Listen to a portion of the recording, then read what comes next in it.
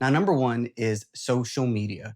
You need to have a social media presence, whether it's on Instagram, YouTube, TikTok, Facebook, LinkedIn. Nowadays, if you're not on social media, then you are not visible. And one of the things most people struggle with is what to post, what to put on, how they want to be presented. And one thing I tell everybody is posted is better than perfect. Let your audience decide what your voice and what your brand is.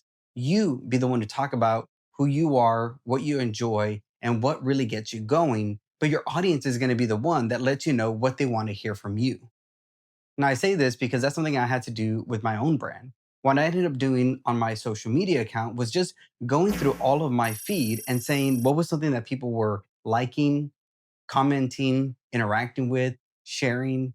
And the two things that always kept coming up were my drone videography and my photography of Austin.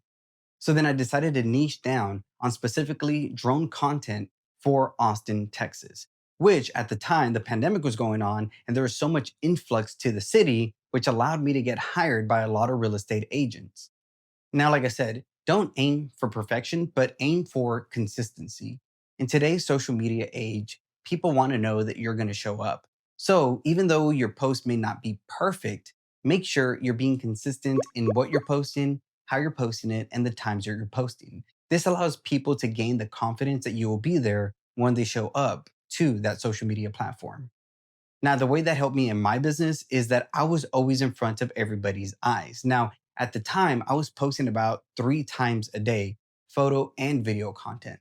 So when anybody opened their phone, there was going to be some form of content that I created in front of their face. Now, that allowed my account to grow, but that also put me in front of a lot of people that I wanted to work with, like real estate agents, people in the luxury hospitality industry, and people who wanted content for their business in Austin, Texas. Now, once I started getting this clientele, I think step number two is what took me from being like everyone else to being at the top of the list, which was being